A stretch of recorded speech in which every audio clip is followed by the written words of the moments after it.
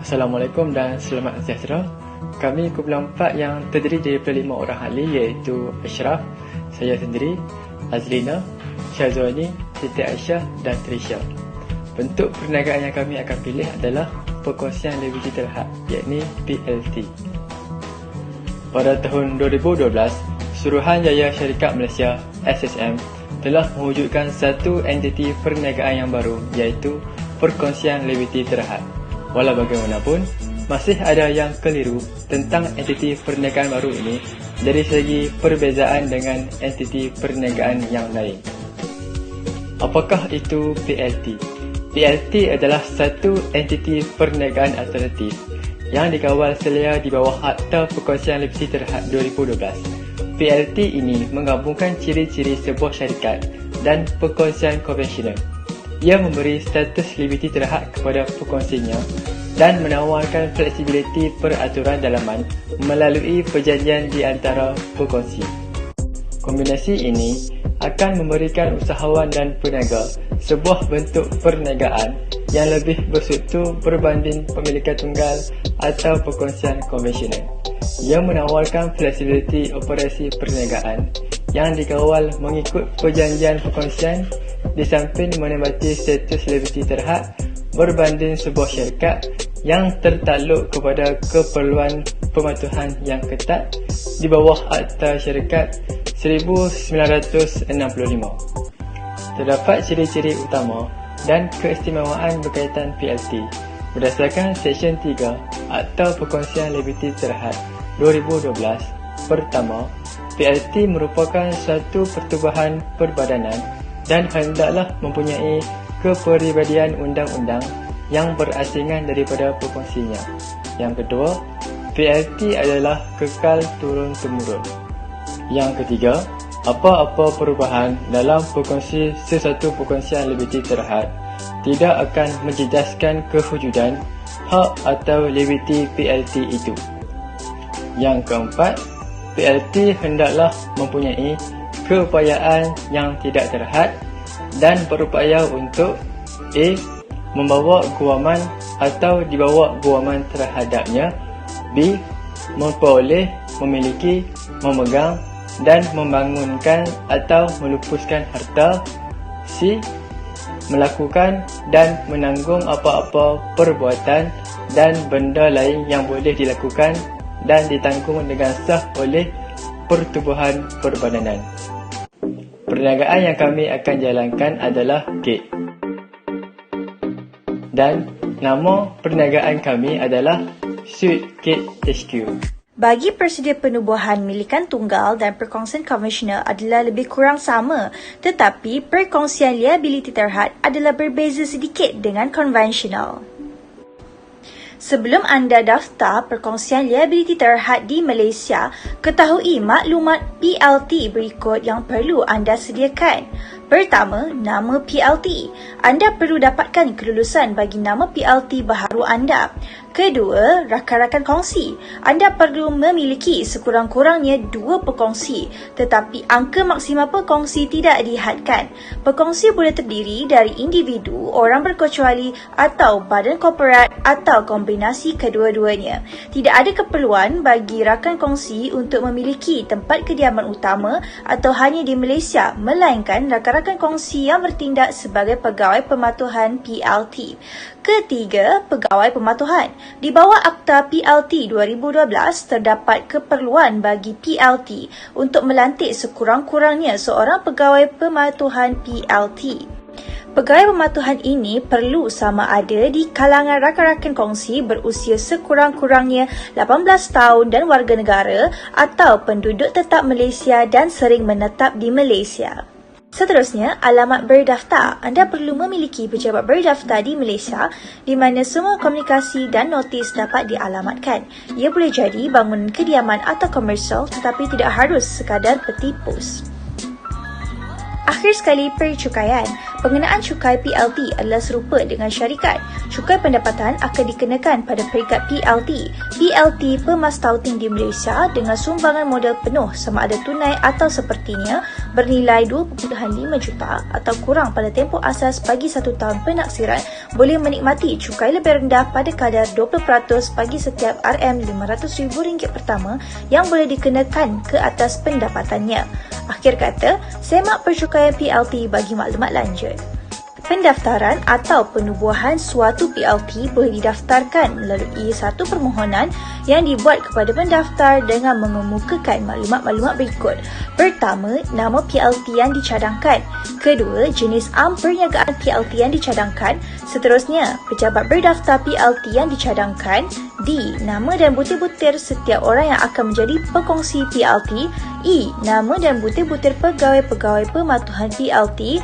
F. Jika PLT dibentuk bagi tujuan menjalankan apa-apa amalan profesional, permohonan itu hendaklah disertakan bersama surat kelulusan daripada Badan Kawal Selia seperti mana ditetapkan dalam ruang ketiga jadual pertama Akta PLT 2012 dan apa-apa maklumat berkaitan yang lain sebagaimana yang ditentukan oleh pendaftar.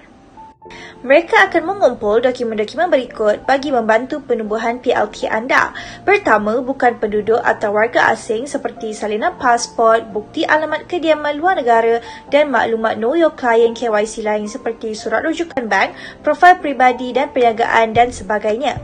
Kedua, bagi penduduk Malaysia, mereka memerlukan salinan kad pengenalan Malaysia. Dan yang ketiga, bagi pemegang saham entiti korporat, mereka memerlukan salinan dokumen pendaftaran seperti sijil pemerbadanan dan memorandum dan perkara-perkara lain.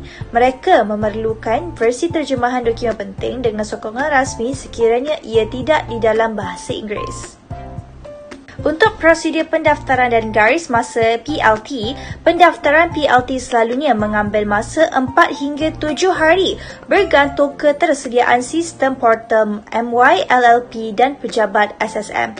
Pendaftar perlu meluluskan nama PLT anda sebelum ia didaftarkan. Mereka akan mengisi dan menghantar borang yang diperlukan bagi pihak anda melalui portal MyLLP. Pendaftar syarikat akan memaklumkan keputusannya kepada anda melalui email. Beberapa perkataan akan melambatkan proses kelulusan termasuk akaun, undang-undang, perundingan yang memberi gambaran PLT ditubuhkan bagi tujuan mengamalkan praktis profesional. Dalam keadaan ini, pemohon perlu disertakan surat kelulusan dari badan pentadbir. Bagi mempercepatkan proses, pilih nama yang berbeza dari PLT tempatan sedia ada. Kedua, jangan melanggar mana-mana tanda dagangan. Ketiga, elakkan perkataan lucah, kasar atau biadab. Keempat, elakkan nama yang telah ditempah. Dan akhir sekali, nama tersebut bagi tempoh 30 hari dari tarikh kelulusan oleh pendaftar. Langkah kedua, daftar PLT. Selepas pendaftar meluluskan nama PLT anda, pihak perakaunan akan memulakan proses pendaftaran PLT. Anda perlu membuat bayaran RM500 kepada pendaftar sebagai yuran pendaftaran. Yuran ini termasuk di dalam pakej persediaan PLT yang dibekalkan oleh pihak yang bertanggungjawab. Dan langkah ketiga, permohonan bagi sijil pendaftaran dan profil perniagaan sijil pendaftaran. Anda akan mendapat email dari pendaftar memaklumkan kejayaan pendaftaran PLT anda. Email ini mengesahkan PLT anda telah diperbadankan dengan nombor pendaftaran PLT. Pihak perakaunan akan membantu anda memohon sijil pendaftaran dari pendaftar dengan yuran yang perlu dibayar kepada SSM berjumlah RM20 senaskah. Masa pemprosesan ialah dari 3 ke 5 hari bekerja. Seterusnya ialah perbezaan antara perkongsian dan perkongsian PLT. Makna bagi perkongsian ialah perkongsian merujuk kepada perwiraan di mana dua atau lebih bersetuju untuk menjalankan perniagaan, perkongsian keuntungan dan kerugian bersama.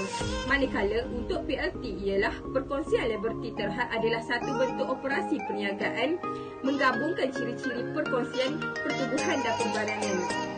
Seterusnya ialah perbezaan dari segi diketuai oleh pendaftaran dokumen. bagi perkongsian ialah Akta Perkongsian India 1932. Pilihan. Manakala PLT ialah Akta Perkongsian Liberty Terhad 2008 mandatori. Seterusnya ialah perbezaan piagam. Bagi perkongsian ialah surat ikatan perkongsian. Manakala perjanjian PLT seterusnya ialah liability. Liability bagi perkongsian ialah tidak terhad, manakala bagi PLT terhad kepada sumbangan modal kecuali dalam hal penipuan. Seterusnya ialah perbezaan dari segi keupayaan berkontrak. Bagi perkongsian, ia tidak memasuki kontrak dan namanya.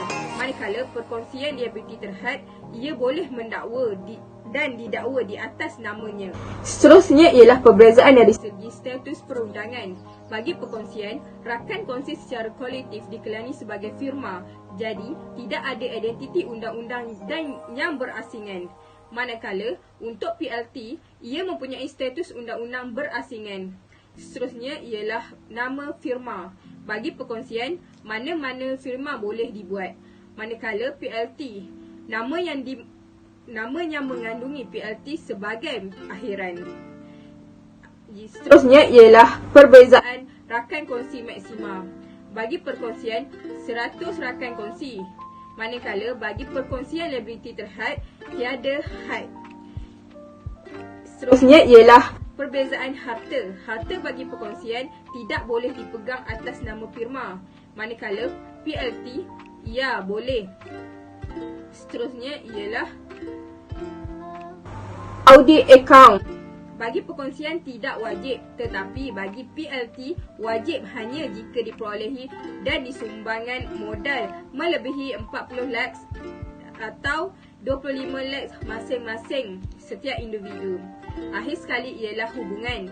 Hubungan bagi perkongsian ialah rakan kongsi adalah ejen firma dan rakan kongsi lain juga. Manakala bagi PLT, rakan kongsi ialah ejen PLT sahaja. Faktor pemilihan perkongsian liability terhad PLT kerana kos pendaftaran PLT adalah lebih murah berbanding pendaftaran sendian berhad. PLT tidak wajib mempunyai company eksekuteri maupun melantik firma perakaunan berbanding sendian berhad. Seterusnya, hutang yang ditanggung oleh PLT bukannya sepenuhnya oleh pemilik. Kami mengamalkan sikap persaudaraan dan mempunyai sikap bekerjasama di antara sepasukan. Peranan, tanggungjawab dan liability pengawal pematuhan yang rakan kongsi bagi perkongsian liability terhad. Setiap PLT perlu melantik seorang daripada perkongsi PLT sebagai pengawal pematuhan PLT dan perlu berdaftar agar membolehkannya menyerah simpan atau mengemukakan dokumen-dokumen bagi pihak perkongsi atau PLT. Yang kedua adalah seorang pengawal pematuhan hendaklah bertanggungjawab untuk melakukan semua perbuatan dan perkara yang dikehendaki di bawah Akta PLT 2012 dan Peraturan Perkongsian liability terhad 2012 seperti berikut.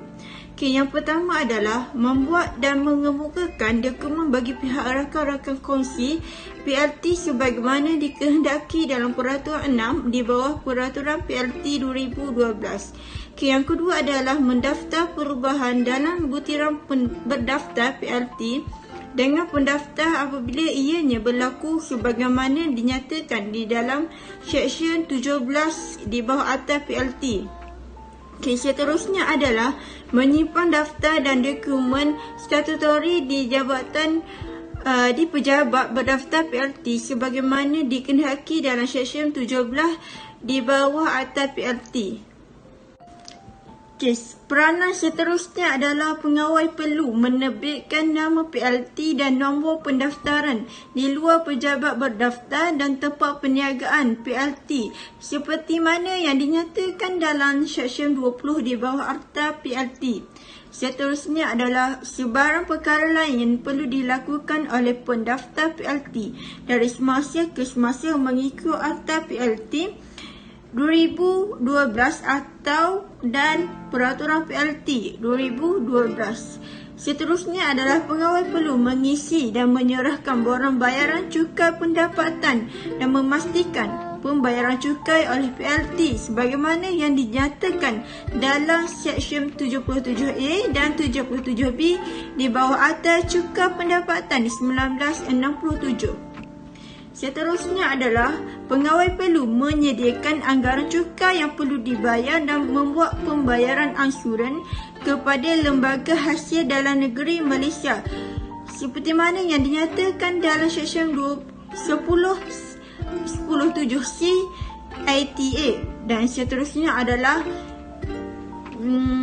memaklumkan Ketua Pengarah Hasil Dalam Negeri perubahan tempoh perakaunan dengan mengemukakan barang CP24B dalam tempoh yang ditetapkan 4R PR nombor 7/2011 berjudul Pemberitahuan Perubahan Tempoh Perakaunan Syarikat Badan Amanah dan Pertubuhan Koperasi. Dan akhir sekali adalah pegawai pematuhan hendaklah bertanggungjawab secara peribadi ke atas semua penalti termasuk penalti pentadbiran yang dikenakan ke atas PLT kerana tidak mematuhi Akta PLT melainkan jika dibuktikan sebaliknya sebagaimana yang dinyatakan dalam Akta Seksyen 27/6 LLP. Seterusnya ialah pembubaran perkongsian liability terhad. Bagaimanakah PLT boleh dibubarkan? PLT boleh dibubarkan melalui 3 kaedah iaitu penggulungan mahkamah, perintah penggulungan sukarela atau pemotongan. Yang pertama, dalam keadaan apakah sebuah PLT boleh digulungkan oleh mahkamah? PLT boleh digulungkan oleh mahkamah di bawah keadaan yang sama seperti sesebuah syarikat digulungkan oleh pihak mahkamah sebagaimana yang telah diperuntukkan di bawah Akta Syarikat 1965. Akta PLT 2012 telah memperuntukkan bahawa peruntukan dalam Akta Syarikat 1965 yang berkaitan dengan penggulungan oleh mahkamah akan terpakai kepada LLT. Seterusnya, bagaimanakah sebuah PLT boleh dibubarkan secara penggulungan sukarela? Sebuah PLT yang telah berhenti beroperasi dan telah menunaikan semua hutang dan liabilitinya, maka seorang pekongsi PLT tersebut boleh memohon kepada pendaftar untuk penggulungan PLT secara sukarela. Dengan syarat, semua keperluan yang dikendaki di bawah Akta PLT 2012 bagi permohonan penggulungan secara sukarela telah dipenuhi. Akhir sekali, dalam keadaan apakah PLT boleh dipotong daripada daftar? PLT boleh dipotong daripada daftar sekiranya pendaftar mempunyai alasan-alasan yang wajar seperti yang berikut. A. PLT tidak lagi menjalankan perniagaan. B. Tujuan PLT adalah bertentangan dengan akta. C. Tujuan PLT adalah bersifat prejudis kepada kepentingan negara.